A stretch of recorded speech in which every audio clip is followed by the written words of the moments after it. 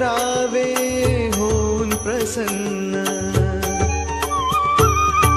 मज गरिबाचे वृक्षकदान गोड करावे होऊन प्रसन्न, दाखवितो उपहार कराहो आरोगणा स्वीकार।